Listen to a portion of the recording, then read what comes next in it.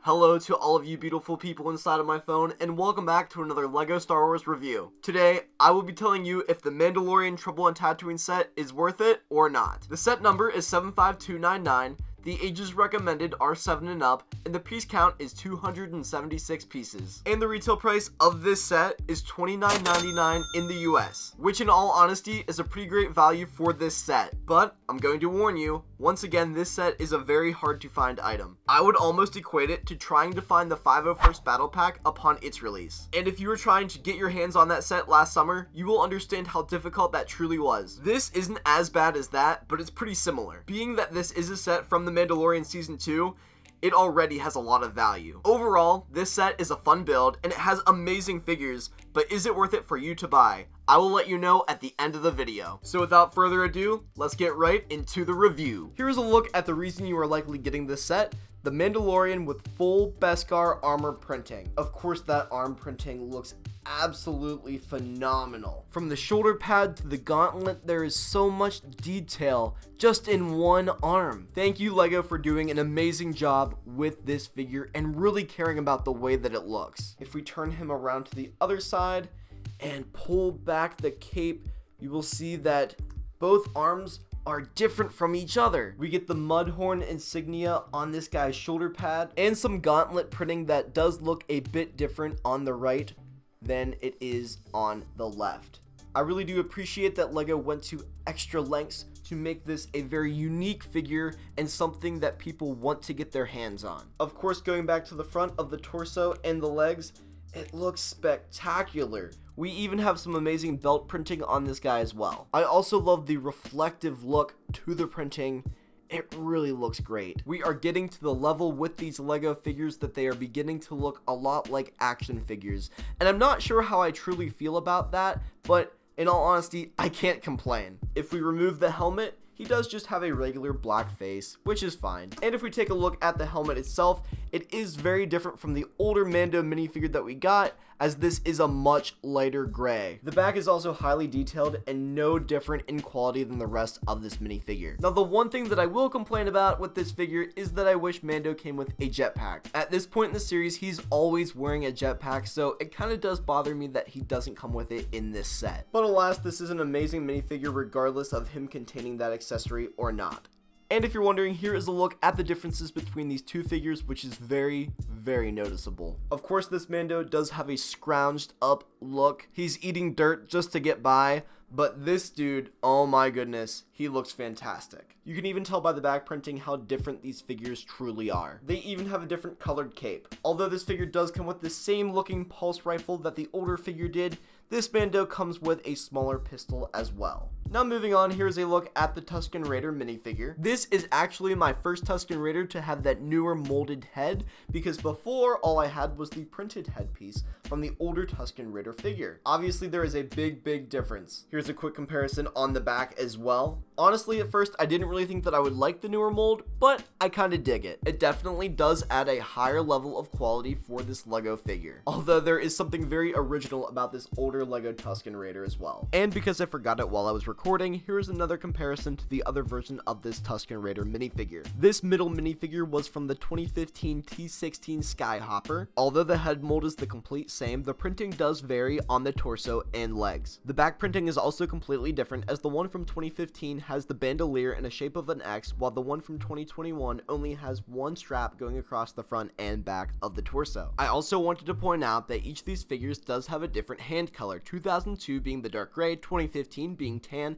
and 2021 having medium nougat. Let me know which one you prefer down in the comments below. I also do like the design of the gaffy stick that does come with this figure. This is a brand new piece that I had never owned before on the top, which is a lightsaber hilt with a different top, of course. I'm sure that could come in handy for future builds as well. He does have some nice printing on the front of the torso and the legs, and he even does come with some belt printing. He does look pretty great from the back as well, and his belt buckle does have a reflective coloration just like Mando's beskar armor. Is this Tusken Raider wearing beskar?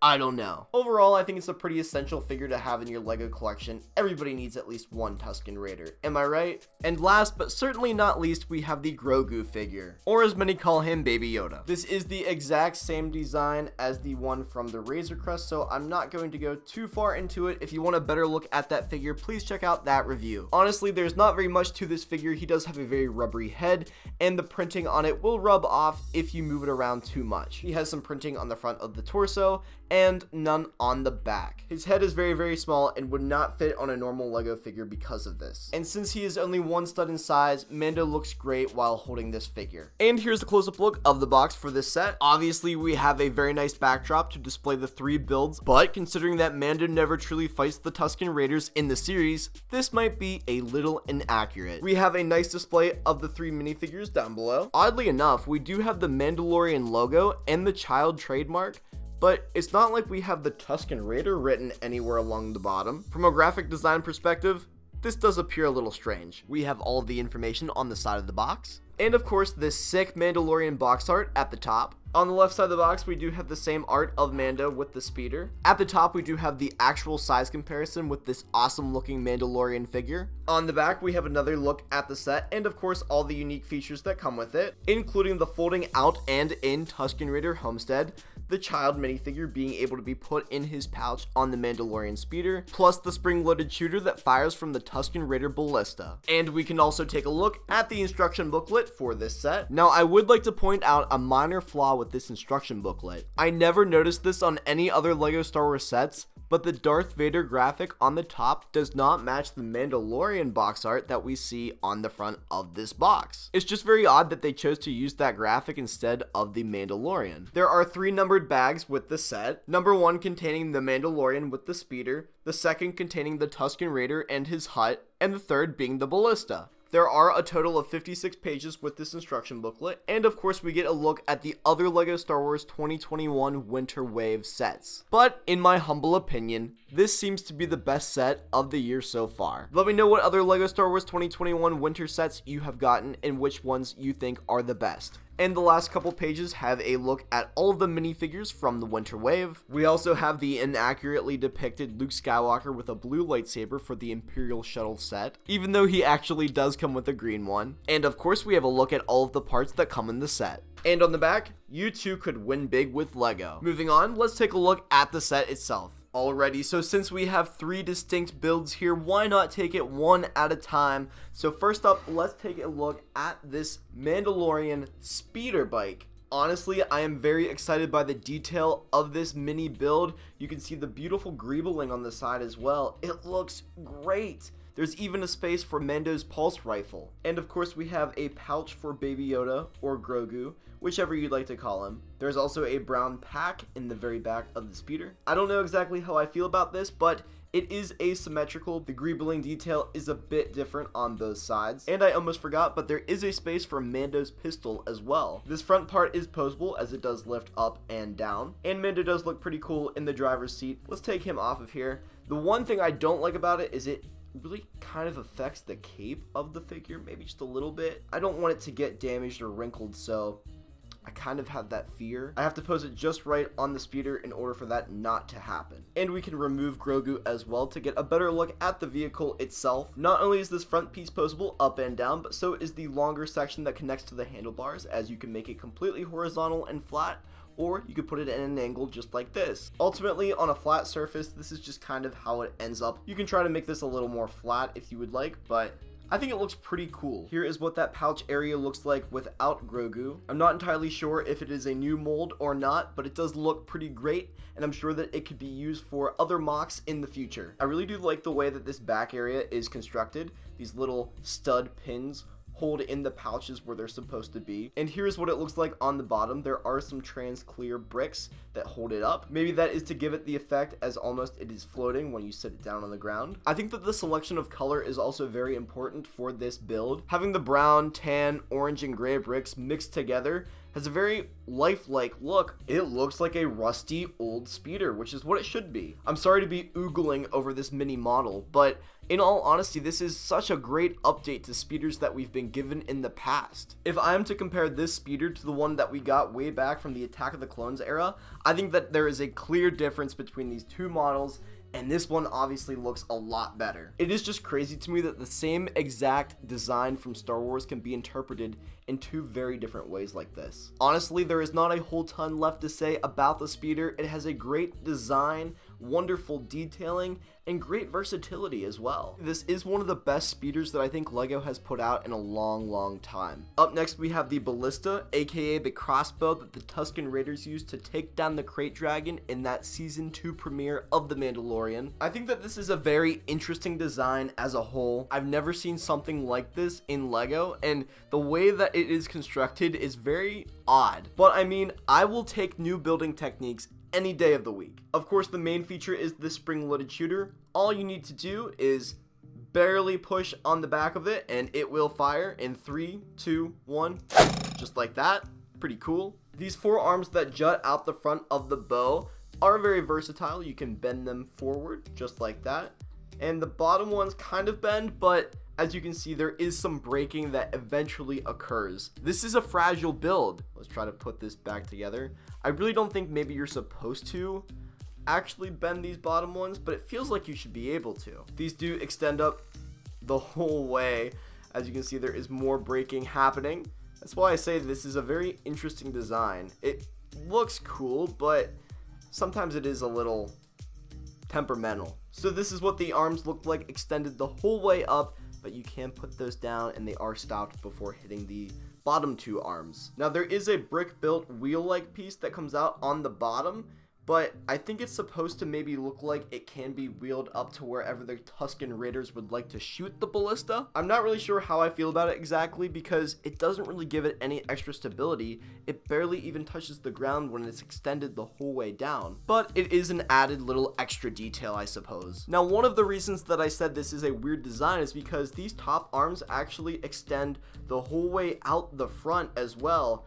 I don't really understand why you can do this, but it does look a little strange. I don't really think that you're supposed to flex these the whole way to the front like that, but you can do it. And speaking of flexibility, these back two arms do move up and down and side to side, which is just a little too much for me. I like when things are posable, but I don't want things to be flamboyantly moving around all the time. This sometimes takes a lot of effort to get to where you want it to be because once you move one part, you end up moving 3 more. I do like the use of these flex tubes on the back that hold the arms together. I always love getting these types of pieces in sets as there is a variety of building techniques that you can use them for. Now at the back, where the gunner would stand, this part does spin around, resembling the crossbow, pulling its energy back and releasing it in order for the harpoon to hit the target. This also does move up and down like so.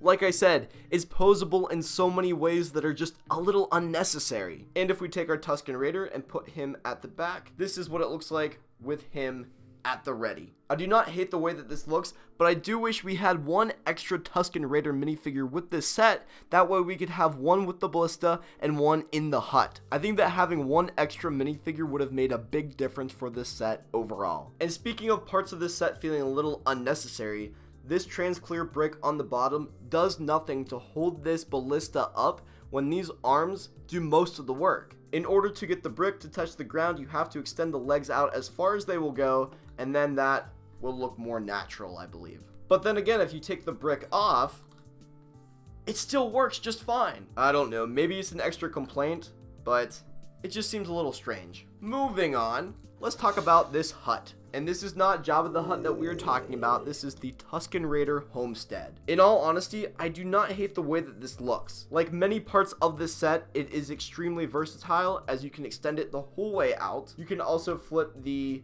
top part of the tent the whole way up, or you could even put it more downward if you really wanted to, even though it does not look natural that way. But overall, this is how it really should look. And if we turn it around, this is how it appears from the back side. And one thing that I will note is that there are a lot of holes in this tent. I don't know, guys. I don't think the Tusken Raiders did a great job putting this thing together. Now, a lot of you will say, but Matt, this is only half of a tent.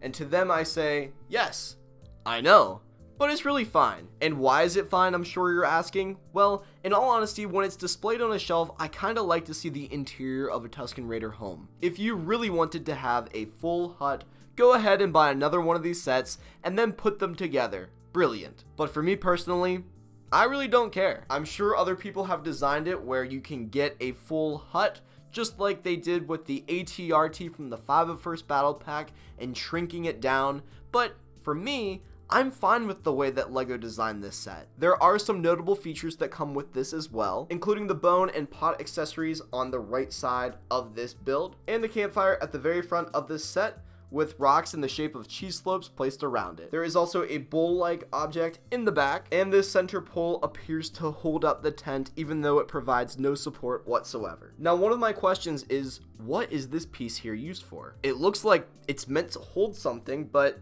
there's nothing to really place there. Maybe it's just detailing, or maybe I'm overthinking it, but it's a little strange to me. So after conducting an ongoing investigation, I did find out that the gaffi stick is supposed to fit in this clip.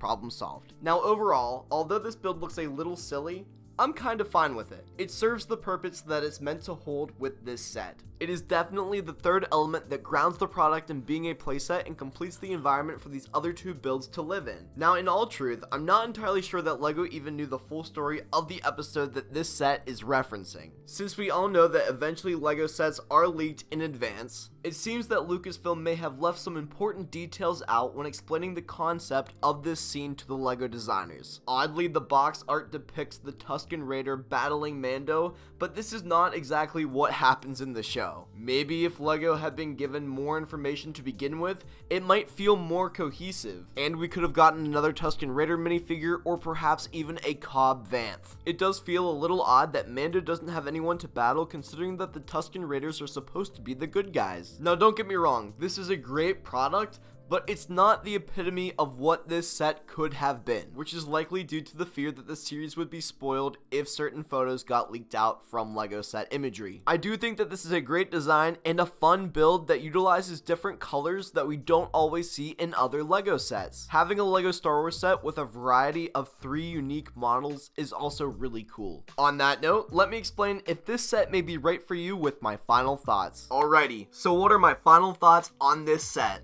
If you are a big fan of The Mandalorian, this set alone is probably worth the $30, especially if you do not yet have the Mandalorian or the Child minifigures. This will probably be the cheapest set to get the 2 main figures from The Mandalorian. That right there. If you are a hardcore fan of the Mandalorian series, it is totally worth the price point. And in addition, you get a really cool build and an extra Tusken Raider minifigure. I, of course, am a huge fan of the Mandalorian series, so it's totally worth it to me. The huge draw of this set, to me, is getting the upgraded Mandalorian minifigure. The level of detail that went into that minifigure's printing is phenomenal, especially on the arms, which we all know I'm a sucker for. I also appreciate that there are clearly 3 distinct parts of the set: the speeder, the hut, and the ballista, all of which are very unique and offer their own building techniques. Because of this variety, the set has a very high level of playability. One could make the argument that the hut looks a bit unfinished as you only get half of it. To them, I say that it doesn't really matter. For those of you who are displaying the set like myself, I enjoy seeing the insides of a Tusken Raider home. But for $30,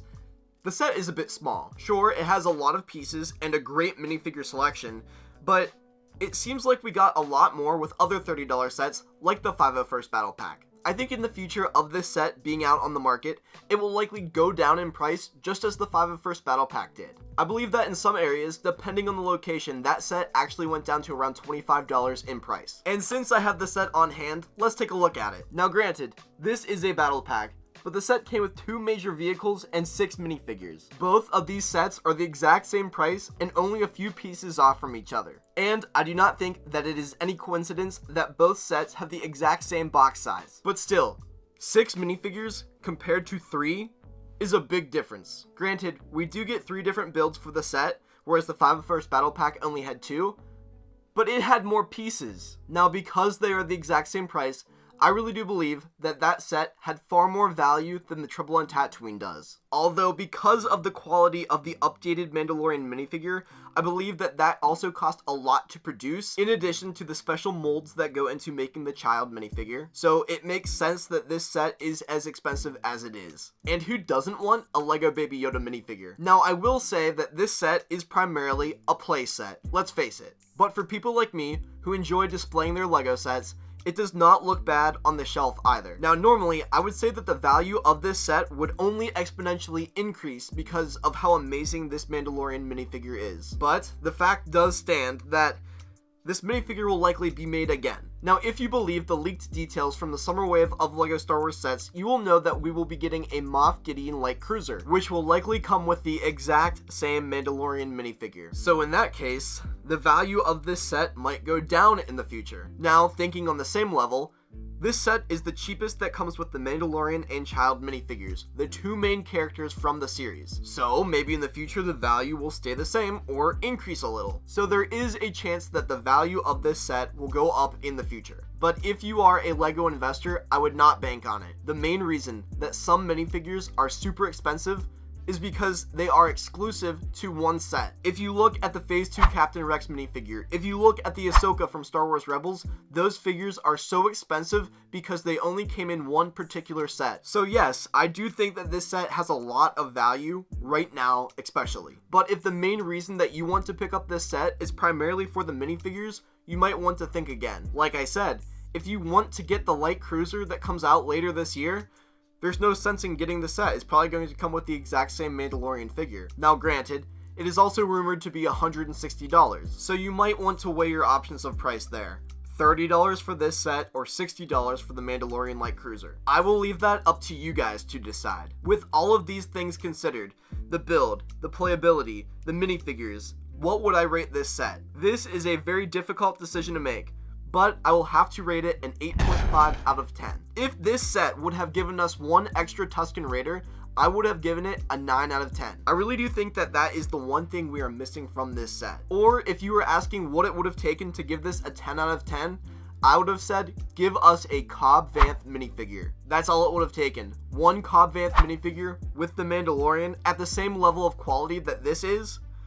That would have been epic. But we didn't, and here we are still with this set, so I think that an 8.5 is completely fair. It has amazing minifigures, a great build, and at a $30 value, I think it's a good choice. Honestly, in my opinion, this is the best set out of the LEGO Star Wars 2021 Winter Wave. Truthfully, I'm just not the biggest fan of the other sets coming out in this wave, but this is the cheapest one, and I think that it has the most value. As always, let me know what you think of this LEGO set in the comments down below. Do you agree with the $30 price point that this set is at? If you already own it, would you recommend it to other people or would you not? I would love to hear your thoughts. And if I brought you some value with this LEGO Star Wars review, please be sure to hit that like button and subscribe. Thank you so much for watching, and I love you to pieces. Roll the outro!